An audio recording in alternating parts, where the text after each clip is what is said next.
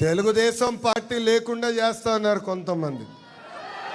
ఇప్పుడు వాళ్ళే అడ్రస్ లేకుండా పోయారు. అర్థమైందా రాజా? అర్థమైందా రాజా? 2019 నుంచి 24 వరకు ఎన్ని అరాచకాలు చేశారో మనందరం చూసాం.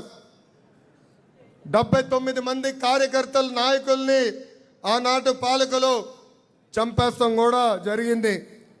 తోట చంద్రాన్ని చంపేస్తే పాడి మోసింది మన సిబిఎన్.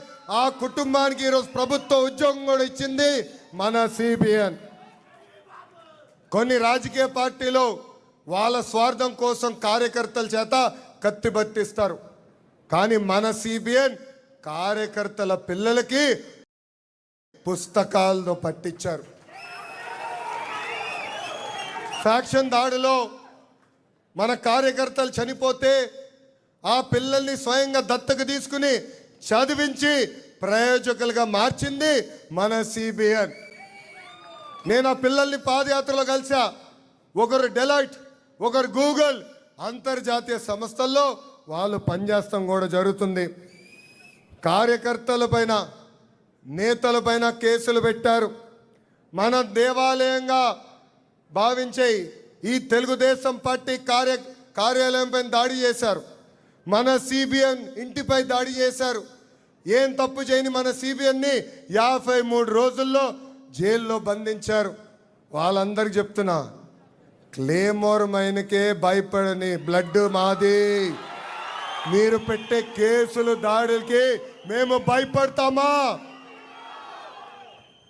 2024 ఎన్నికల్లో 94% స్ట్రైక్ రేట్, 57% ఓట్ షేర్ వచ్చింది. 8 ఉమ్మడి జిల్లాలో క్లీన్ స్వీప్ ఎన్డీఏ సాధించింది. దేశంలో ఏ రాష్ట్రం చేయని విధంగా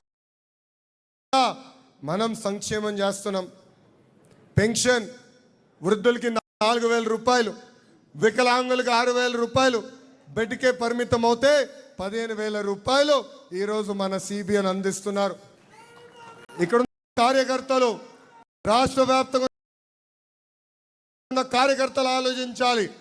భారతదేశంలో ఏ రాష్ట్రంలో కూడా ఇంత పెన్షన్ ఇవ్వట్లేదు. ఇంతేకాదు, ఏకంగా దీపం పథకం ద్వారా ప్రతి ఏటా ఉచితంగా 3 గ్యాస్ సిలిండర్లు అందజేస్తున్నారు.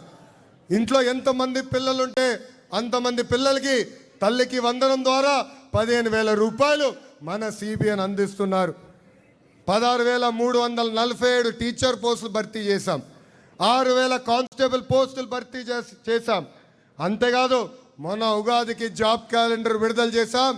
10,060 పోస్టులు ఈ జాబ్ క్యాలెండర్ ద్వారా సంవత్సరంలో భర్తీ చేస్తామని ఈ సభాముఖంగా యువకులకి నేను హామీ ఇస్తున్నా.